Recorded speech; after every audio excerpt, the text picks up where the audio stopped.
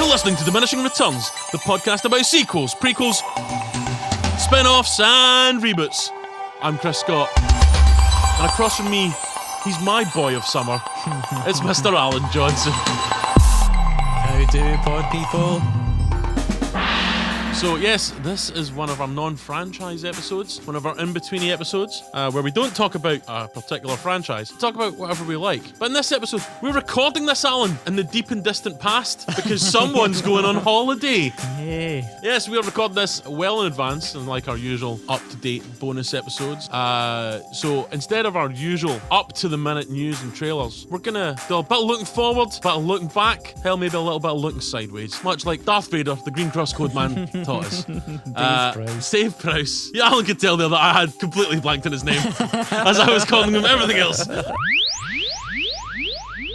So yes, Al, we're halfway through the year. We are, yeah. So what are we going to talk about? Well, we're going to have a little coming attractions episode, just where we have a little chat about what we've coming up on our slate between now and Christmas. Coming up.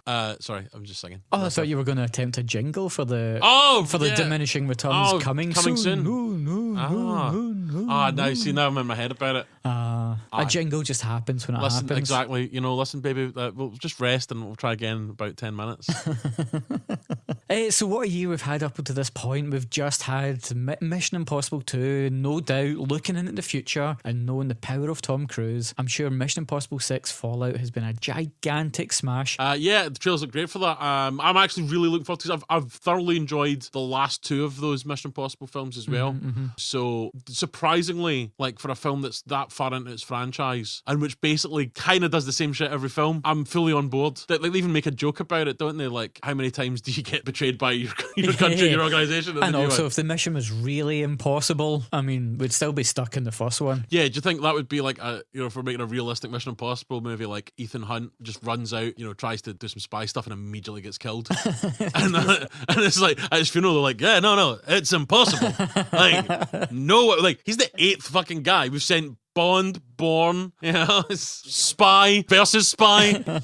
So yeah, next up here, why I want to talk about the next two films is at the point that the episode comes out, this is so confusing, I'm getting like all cross-eyed. You're getting time sick. Yeah. It's terrible. The Flash has just came in and told us some impenetrable bullshit that they won't get to because the movie's flopped.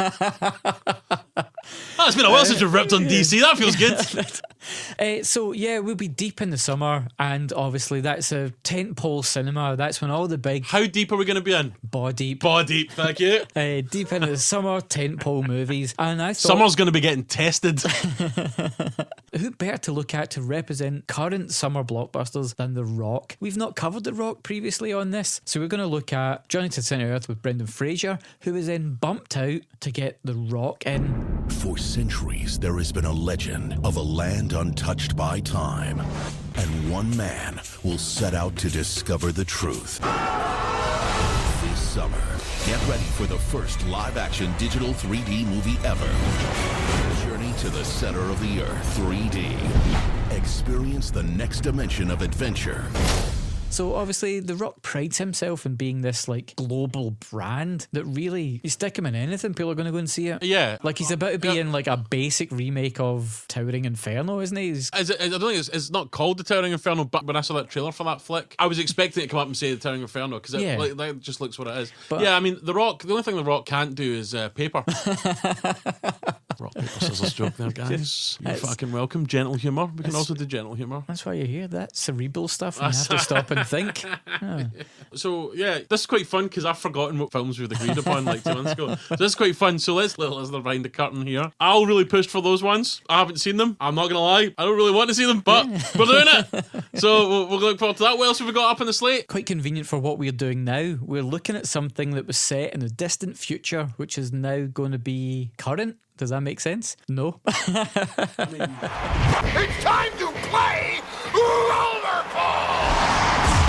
It's the world's #1 phenomenon, and 3 players rule the game. Rollerball.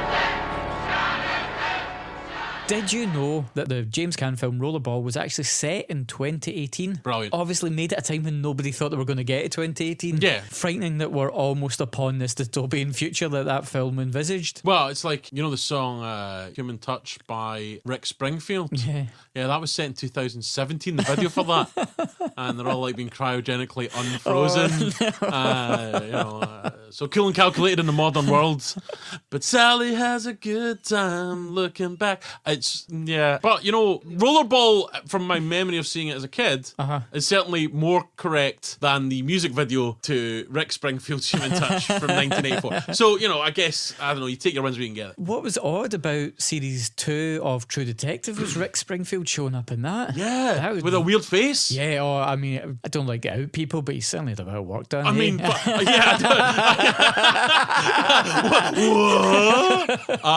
listen, like, Human Touch is a fun pop song, but Jessie's Girl Jesse's Girl is an all-time classic. It's in my top 20 on my iTunes of like the most played. Just most played. Doesn't matter how bad I'm feeling, fire a bit of Jessie's Girl on. Yeah. I wish that I had Jessie's Girl. Where can I find a woman like that? Yeah, so we're looking at Rollerball, the original, and the John McTiernan remake, because obviously we've looked at John McTiernan's previous amazing work in Predator and Die Hard. Right. Well, I've never seen the remake. Oh boy. Once again, I'd like to point out Alan is the driving force behind that choice as well. Fucking hell. How do you feel? Obviously, I'm sure we'll talk about it during the episode, but how do you feel generally about future sports in movies? Yeah, well, I do quite like them. I'm sure the one you're going to first is Starship Troopers. That's a big one. I mean, the sort of zero gravity American football thing. Yeah, I mean, Starship Troopers is just great in general. And Rollerball's cool. And they had one in Battlestar Galactica as well, didn't they? The prequel series. Caprica? Yeah. I'm a sucker for that sort of thing. Anything that's something that you kind of have now, but they've just put a kind of real thin patina of futuristic stuff on it. Like, it's really not that futuristic. Like, even not so much a sport, I guess. Like the little hologram chess stuff in Star Wars. Yeah. Like, it's the same sort of joy I get from that where you go, haha, future stuff. in Tron, when obviously they've got the frisbee battles and the light cycles, but they also that sport, the high-lie, when they have the big sort of scoop on their hand and throw the ball. That always tickles me when I think about like future sport, how that was meant to be like the big actual real world sport that was going to blow up, and it only ever made it to Tron and the opening sequence of Miami Vice. Yeah. That's one of those things that no matter how dumb it is, will make me go, yay, give me future stuff. So I remember enjoying Rollerball. I haven't seen the remake. I'm looking forward to seeing Rollerball again. Yeah, everything else sounds terrible. Fucking great. What else are you going to put me through, you fucking prick? When this dead hand moves, Oh, it's alive! It's alive! It's alive! It's alive!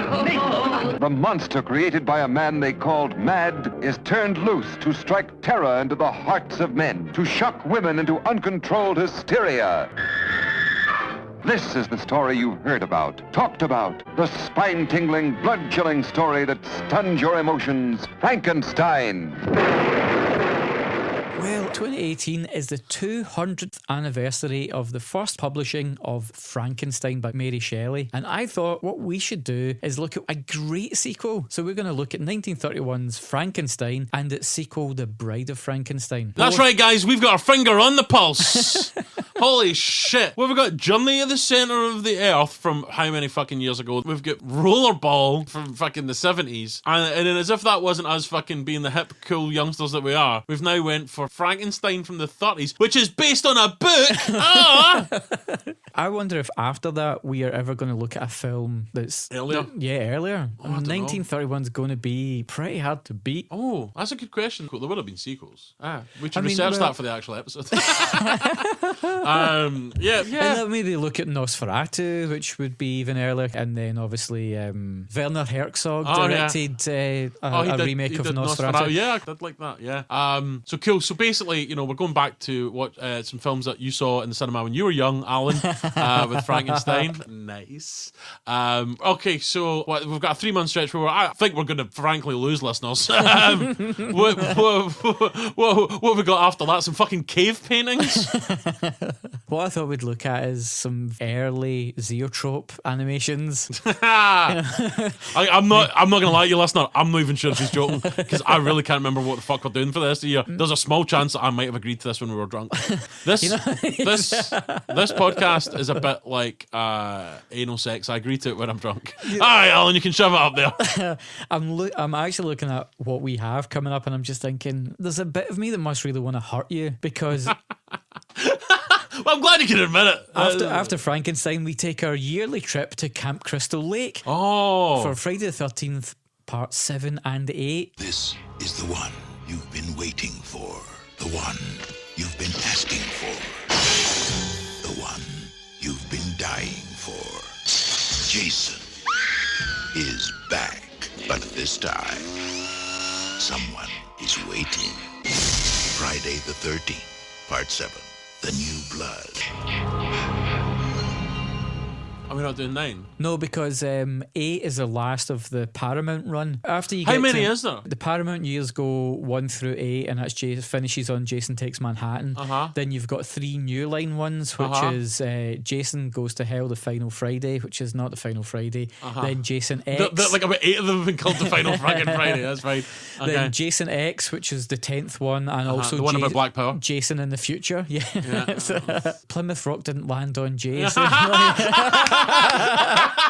Oh, that's a good bit of business, Al. I got the quote wrong, but I'm sure it still Nah, works. yeah, no, I mean, like- It's close enough. Aye. I'm paraphrasing. So Jason X, which is Jason in the future. Then it's Freddy versus Jason. Right. And then after Freddy versus Jason, it's the Friday the 13th reboot, stroke remake. Okay, so how many was that? If you count Freddy versus Jason as a Jason movie, the Friday the 13th, the most recent one, is the 12th one, isn't it? Right, so say there's 3 New Line ones. Yeah, and so do the New Line ones feel like a different... Oh, they're entirely different. Right, that's fine. Okay, that makes sense then. Yeah, That's yeah. fine. And I'm not going to lie. 1 out of the fucking 6 films that I've seen so far has been quite good. Okay, cool. So we're going back to Camp Blood. Okay, that's good. Yeah, Jason. I love it. I'm strangely looking forward to that, even though I know I won't enjoy the experience at all. Again, a bit like when you try and shove stuff up my butt. I suppose it depends on the thing. They call my butt Camp Blood afterwards. Friday the 13th, part 8. Jason Takes Manhattan. Now, New York has a new problem. Oh, well, this beautifully sets up your least favourite film franchise. Oh, for and fuck's film sake, of man! all What time. the fuck? How bad has this been? I'm just going off what the last email Oh, I sent to you. no! Wait, hold on. Oh, no, it's not what... No. Oh, no, you see me? Magicians robbing banks. I mean, on our Google Doc that we've been sending backwards and forwards, it was still in red ink. I just wasn't sure. Have we settled on it? Is it something you want to do? You're going to see my fucking breakdown by the end of this year. Here's an olive branch, Chris. Acting off some Twitter action we've had recently, but not recently because we're doing this At in the the time of past. recording, yeah. I tweeted about the release in 1992 of Batman Returns. So, like a lot of our followers on Twitter responded so positively, including friend of the show, Jay Stringer. Oh, yeah, he does love Batman Returns. That's true. So, after that run of less than heralded cinema, will we put a vote? Will we ask the audience whether they want me to suffer? I might as well just fucking say, let's do Now You See Me, don't I? If I was voting and I wasn't me, I would vote to make me suffer. But okay, well, Jesus Christ. So Tim Burton's Batman and Batman Returns, the button brace, or magicians robbing banks. People, if you could be in this room right now and see what Chris is going through at the mere thought of having to sit through those films. I know. And one of them, as we know from your previous anecdote, you didn't even sit through. No, you were suckered into the opening credits. Yeah, the one of the after credit sequences from one of our episodes tells the full story of my friends pranking me into seeing the start of Now You See Me 2, in which I left. Okay, right, alright, fuck it. Let's just do Now You See Me. No, fuck you, I'm not going to do Now You See Me. Let's do Tim Burton's Batman. Alright, let's put it on a vote. You fuckers, if you fucking vote Now You See Me, I'll come around every one of your goddamn houses. I'm going to do a shit on your dining room tables. Come in close, because the more you think you see, the easier it'll be to fool you. What do the kids call it these days? Oh, magic. There's always more than what's on the surface. The only thing about running through these at the moment, it's making me think, fuck, it's only 6 episodes until Christmas. And what are we going to do at Christmas? Because the Star Wars people have fucked us by bringing Han Solo out in the middle of springtime. I also think they fucked themselves because it's not been as huge a success as it. No. As we discussed on our last episode that we're about to record. Yeah. I wonder, is it there's been too much Star Wars? Yeah, I think if that came out at Christmas, it would have done more business. This is what I think. If they'd stuck to the Christmas release schedule, everybody is going to see Infinity War because Yeah. that's been ramping up for years. Uh-huh. Now, that only came out, 3 or 4 weeks before Exactly, Solo? up And against- owned by the same company as well, which is really stupid. Uh-huh. And also in between that, you had Deadpool coming out. Uh-huh. And so I think what's happened there is that if you've got a family and you need to take your family to the cinema, your kids are going to be more interested in seeing Infinity War because it's this big combination Yeah, of all these absolutely. other films. And taking your kids to the cinema, from what I hear, is an expensive business nowadays. boy oh boy. So, you might only be able to afford to take your kids out once in a month. Yeah. If it's just Infinity War and Solo, you're going to take them to see Infinity War because they're going to be left behind in the playground otherwise. If you're a casual cinema goer and you're a teenager and above, you're going to want to see the film about the sweary guy that kills people. So Absolutely. they've split their family audience and the teenage audience. And also that it's really close to The Last Jedi. Yeah, And so you're not going to build up that anticipation of, there's a new Star Wars film coming out. 'Cause Yeah, you're like, yeah. man, I just saw a new Star Wars film just the other month. So, yeah, I think they fucked it. But yes, they fucked us as well, which is most important because this is why I'm saying Disney, you buy the podcast over. You give me and Alan some of that sweet, sweet cheddar. We will act as consultants for your Marvel and your Star Wars releases. Sure, we'll take a couple of cameos, couple of speaking lines from me. Alan will play a robot, you won't see his face. Just a couple of wee things like that. All I'm saying is, we could really help you out here, Disney, because I think, listen to me now. You really want to push the diversity. A couple of white guys here waiting for jobs. You're ginger. Actually, do you know all the hate they've been getting? Yeah. It's from specky fat losers. Well, Disney, get me on board. I am a specky fat loser. Perfect protection. It's like aversion therapy. I was thinking more like get a thief to catch a thief. I'll be like, hey, wait a minute, arseholes on the internet aren't going to like this because it's cool. Do it anyway. Fuck those virgin losers. Oh, I'd like to point out, I am not a virgin. I have totally had sex, guys. I like loads. What? No, you don't know her. She lives far away. I met her on holiday. Shut up! Anyway, What are we doing on Christmas? Rounding out our year. Everyone needs, at that time of year, their heart warmed. And the only way that I could do that for you, Chris, was to let you see Paddington and Paddington 2. Right, okay. Oh boy, there's no way I can rent that without being on a register. I'm like, it's the creepiest dude in the world. I'm just here to get Paddington and Paddington 2. Oh, is it for your kids? Oh no. No, I don't have any kids. Just for me, no. I like to talk about it in a basement with my wee ginger pal. Oh, Paddington. I know I've told you and you're unconvinced, but both of those films are I hear they're really great. brilliant. This is the only... you are not the market for it. This is the only That's scenario thing. in which I'll watch this, Yeah, which is I'm doing it for fucking a thing. I'm really excited that the male menopause that you went through watching the Footloose films is replicated again here with Paddington. It will be nice because I will have an excuse to watch it. But so basically, I'm going to say we started the year strong. With films that people care about. Second half, interesting. I'm looking forward to seeing Rollerball again. Yeah. That's like the one film where I'm like unequivocally like, okay, oh boy. Fuck you guys for listening. If you want to contact us to suggest some other films that I frankly don't want to watch, you can email us at diminishingpod@gmail.com. You can get us on Twitter at diminishingpod. On Facebook, Diminishing Returns Podcast. You can tag us at Diminishing Returns Pod on Facebook as well. On Instagram, we are Diminishing Pod. We have a blog at diminishingpod.wordpress.com. And on YouTube, we are Diminishing Returns. We are an independent podcast. So please, tell your friends. Go, guys, these guys are funny.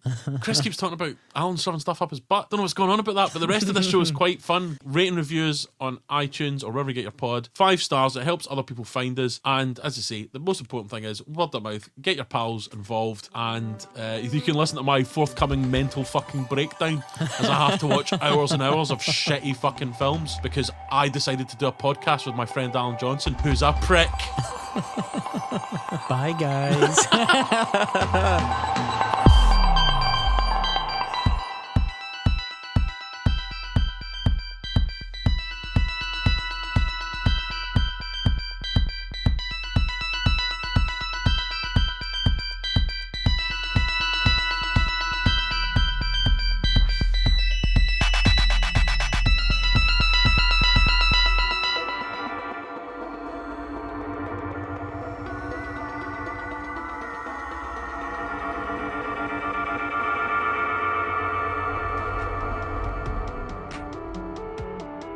Alan, as we've discussed, we are recording this podcast in the past. Yes. Ahead of time. For future consumption. I wonder, do you think that those guys will have raised the 250 million to buy the rights to Star Wars to remake it so it's, I don't know, I guess less cool? Well, we've already had men's rights activists release an edit of Star Wars where they cut all the women stuff out of it. Jesus Christ, I didn't know that was actually a real thing. That's awful. There's this thing on Twitter where these guys have said they've put like a crowdfunder, they want to raise 250 million and then they're going to remake the film. Remake it, yeah. But do it right in their words this time. Yeah. Now, have they stated what the problems with it are? Is it just that there's like chicks and black people in it? A lot of it is to do with the handling of Luke Skywalker. Oh, right, which, okay. For me, is crazy because that's some of the best stuff in this movie. Yeah. Just to get it right round these fucking pricks. Honest to God, what kind of sad loser? What kind of fucking joyless fucking virgin, right?